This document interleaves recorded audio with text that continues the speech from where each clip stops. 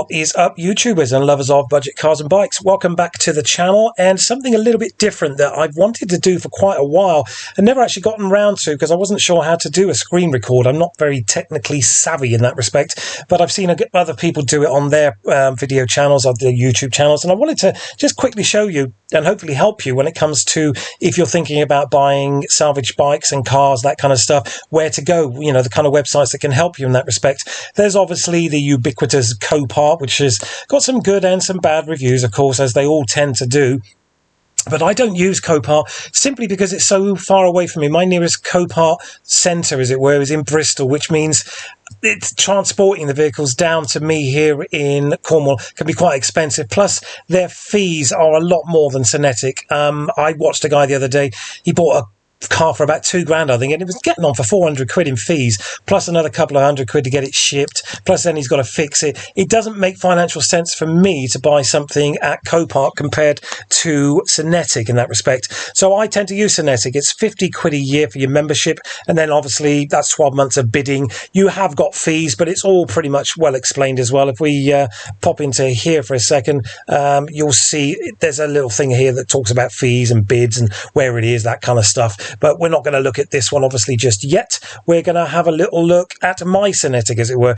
Now, it's really, really simple to navigate here. It's cars, commercial, motorcycles, others. You can get a delivery quote as well. Down here, you can search for the make, the model, the fuel type, the transmission, whether it's a Category N, Category S, not recorded, police, stolen, recovered. They do have a police auction site within Synetiq as well. If you go onto the main page, you can sign up for that as well, which is quite useful. I have looked at a few things from there, and I think I actually bought the red BMW 1 Series. I'll stick a link in the right-hand corner if you're interested in that.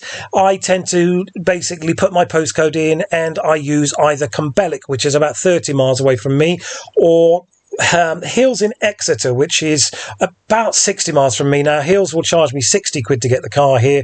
Cumbelic will charge me 30 quid. So you can see why I would prefer to use that than Copart in that respect. And the fees as well, as I said, the Synetiq fees are a lot less than Copart fees. So I'm sticking with Synetiq for the time being. I've not had any massive dramas apart from the red Astra, which again, I'll stick a link in on the top right hand corner here, how not to buy salvage cars and how I feel I was badly done by in that respect. But again, it'll be on the in this video. You can check that out. Now, so what have we got in here for me to have? I'm going to have a little sip of my coffee a sec. Bear with me, because I've got a bit of a sore throat at the moment. It's just gone Christmas and I've been partying too hard. Yeah, if you believe that, you believe anything. Anyway, let's have a little look in here now. We're going to talk about bikes today in this quick video. I'm going to try to make this as quick as possible.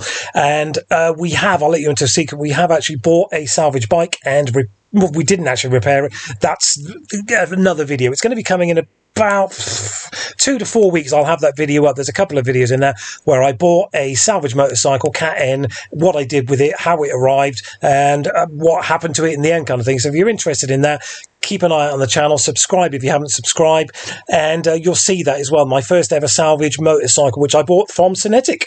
Anyway, these are a couple of the things that are in my watch list at the moment. We'll have a little look at this 2010 Triumph Street Triple R. It doesn't say it's an R, but I know it's an R because it's got the gold wheels on the black frame, and it says R at the back here. As you open these pages up, you will see here where you can bid from 10 quid up to 100 quid, or you can put a custom bid of your own. It'll tell you whether the reserve's been met, whether you're winning, how much time is left, etc., etc. And again, the fees are just highlighted here. If you want, I mean, it says here info unverified when it comes to the mileage, not applicable. I don't know why that is, but if you look in here, it'll let you open up this other thing here. I've already got it open, but it asks you to confirm you're not a robot. It'll give you the reg. Now, if we go into the .gov website, you can then see exactly what's going on with this bike here. It says Triumph Street Triple R, first registered July 2010, it's black, etc., etc. If you open this up, it was last MOT 2020 and it had, say, 15,000 miles. So it's probably got 16, 17,000 miles. So that kind of clears up any questions with that. It'll say here what's going on with it, all over damage, age-related scratches and dents. Description is a guide only. Now, what should you be looking out for in this? The couple of things that I've noticed straight away on this, you can zoom in as well. There's no crash protection, which which I don't like buying a bike that's got no crash protection, because it means when it went down hard. There was nothing to protect the engine cases. So I prefer to buy a bike personally which has got some kind of crash protection on it. This doesn't have that. You can see straight away the exhaust has got a great big dent in it, and the front wheel has got a bloody great dent in it as well.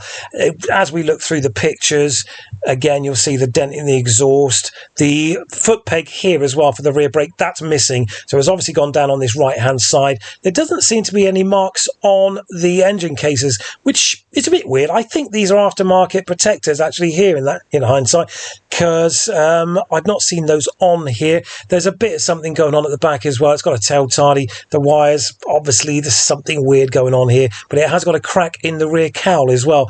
So from this picture you can see it needs an exhaust, it needs a front wheel, it needs a rear seat cowl, it needs a peg as well. Not cheap things. I mean, the front wheel, I know I've looked at, they're about 250 quid. The peg is probably cheap. The exhaust, being that it's an Arrow, I would think a second-hand one is going to be around about 200 quid. It's got a scratch in the frame here as well, which is a shame, but not the end of the world. You could just get one of those R&G kind of protectors and just pop that on there, and that'd be that done. It's not got any damage here on the right-hand seat cowl, but I wonder if you can see the obvious sign here. That's something that I've said before that I think you should look out for. If we just zoom in here, if you follow that line from that bolt here in the front forks, follow it up, these forks here should be around about here, but they're not. They're all the way here. Where this has had a clunk, it needs a front mud guard as well, so add that in. It's had a clunk at the front. These forks are mullered. They're bent to buggery. You do need new forks. Now, that's when it starts getting expensive. There's no damage on the tank. There's no damage on the engine that I can see.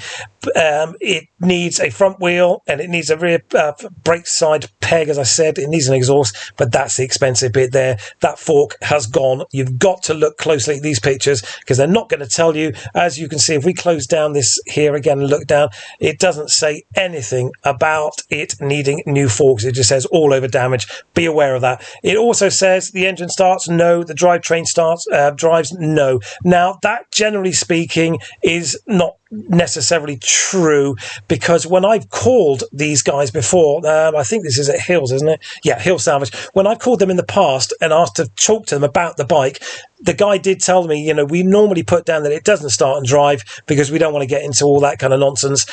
So we just generically say it doesn't start and drive on most of our bikes. He said, but, he talked me through the bike. Any question I had, he answered the question. He started it up over the phone for me, said he thought it sounded fine. I agreed with him. So don't take that as gospel that it's a non-start, non-drive bike. Call them. It takes minutes to ask them a question. They'll, you'll go through to the head office. They'll put you through to the kind of the warehouse room, I suppose it would be, the depot, and you can chat to the guys there. They're really friendly. They're just guys like us, So ask them questions. That would be my advice. But I wouldn't bid on that. I kept that in my watch list for you guys just to show you what I think is going on with that. I've noticed the front wheel, the exhaust, the front mudguard, the footrest, the forks are bent, the frame's got a scratch, and it needs a new rear cowl.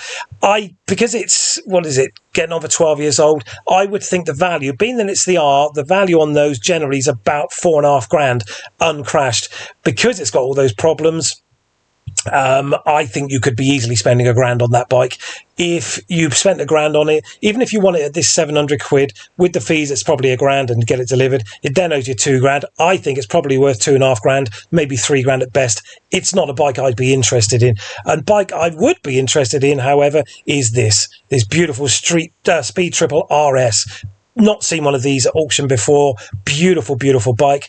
Obvious signs of damage. Nothing going on with the front forks, but it does have a scratch on the rear hub, on the engine case, on the frame here, both sides here. But as you can see, the forks, they look fine to me. There's not a problem. There's a bang on the exhaust here. Nothing that would worry me. The one thing that does concern me slightly, but we'll talk about that in a minute, it's due its service. That's probably by time more than miles, unless it didn't have its 1,000 miles service.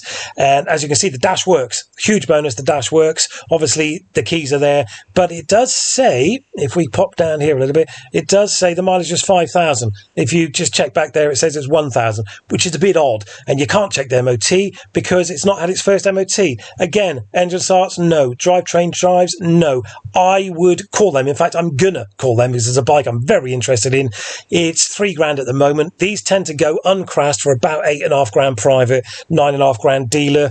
If you could get that for £5,000 after calling, you've got to call and make sure that it does start and drive. Otherwise, I wouldn't get into it because I don't know enough about how to get these things started. A quick swig of me coffee.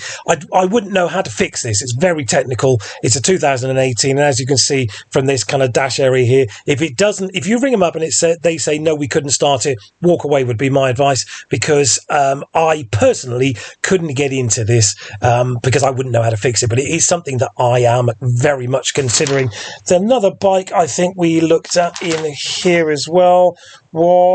Bear with me, there's another Street Triple up here as well, slightly newer, 2016. Again, not a huge amount of damage on this that I could see.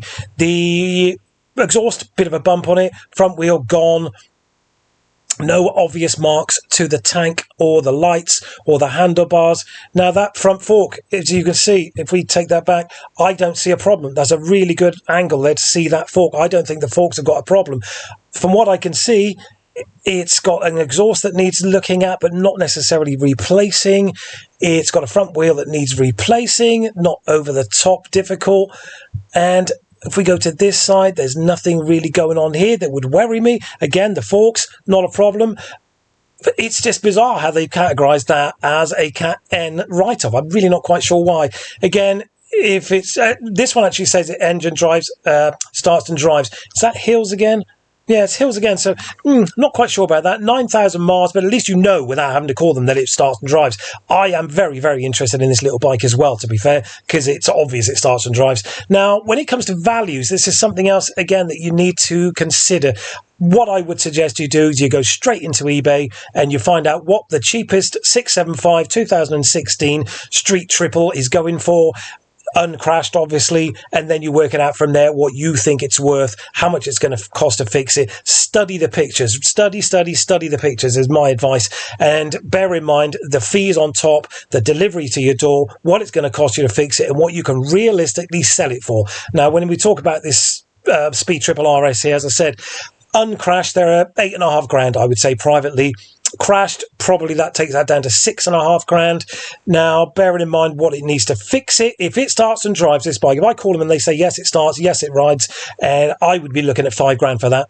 Give yourself £1,000 to kind of mess about with, £500 to £1,000. There's money to be made there. I wouldn't go beyond £5,000 because, as I said, if it costs £1,000 to fix it and it's only worth £6.5 fixed, there's no point. You're doing all that work to make £500. Not my idea of fun. I wouldn't bother with that.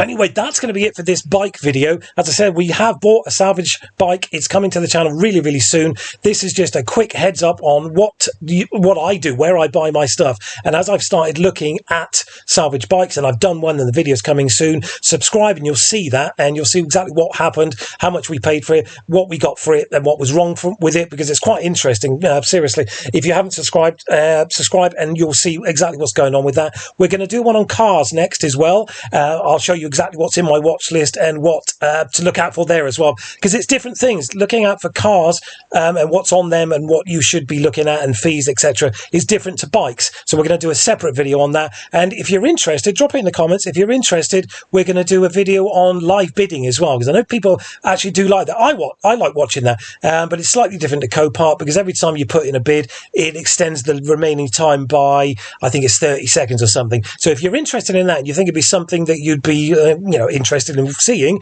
drop it in the comments, subscribe, and we'll do a video on live bidding as well, because I like watching those, and I think you guys would like it as well. But this has been basically what's going on with me, the Salvage bike that's coming to the channel, and what to look out for. The most important things. There are always going to be things I've missed, so again, drop that in the comments, what you would look out for. Anything you saw in the pictures that I've missed as well, drop that in the comments, because I can't see everything. And if you've got any advice, if you bought a Salvage bike, disaster, you had a positive output, put it in the comments. And as I said, subscribe and you'll see the salvage bike that's coming to the site soon.